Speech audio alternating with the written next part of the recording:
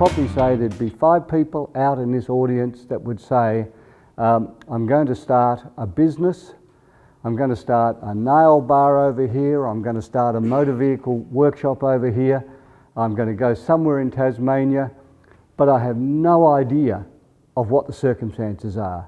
So the reality is, if you can plan every eventuality, so that when the calamity, so if you know that in 2 weeks' time you're going to do a presentation to a bank or to a financier or someone in relation to your business, then plan that early so you can put it aside a couple of days before the day it's due to come. So on that day, if things change, if things come out of the blue and hit you when you didn't expect those things to happen, because you've got time because everything else is in place.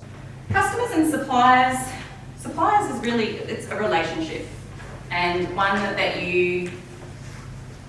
I think you need to realise its importance, because essentially, depending on what you do, they're in the supply chain. They are part and parcel of how you deliver your product or your service, and being able to have conversations around them, around terms of payment, negotiating prices, all that sort of stuff, are going to mean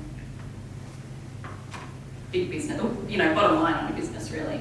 And obviously customers, without customers, there is no business. So, loyal customers. As recently said, you're better off to have a few people love you than a lot of people like you, because the few people that love you will just keep coming back. But if you have a lot that like you, they're not loyal. So you need to create that loyal customer. And whatever point of difference that might be in your product or your service, that's what's going to do that. I can't stress more the need to look for what's not being provided for, and if something's in town, you can still start up, but go and see what they're doing and see how successful they are.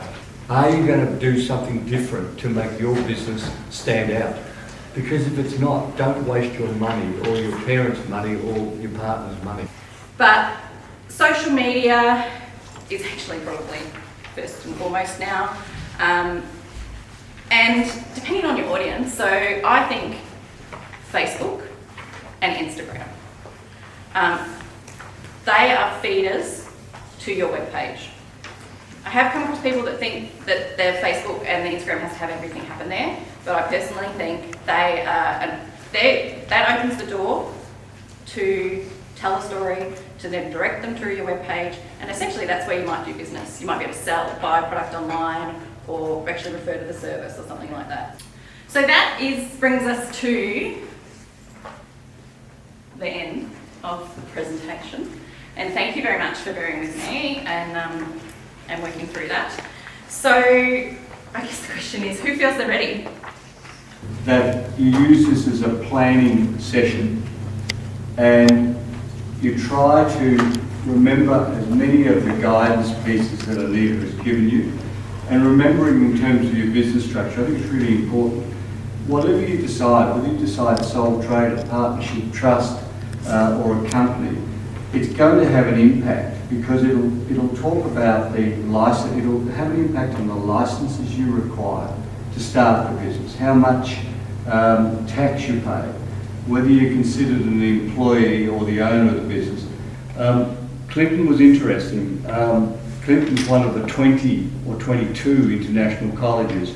Earlier in the year they said, Damon, every month we want you to run, we want to really give something back to our students. We want to run resumes, we want to run interview skills, but we want to do it in a dynamic, been there, done that type thing, not just the rote that you get in many courses that run on resumes, giving you fairly old-fashioned style resumes in many cases.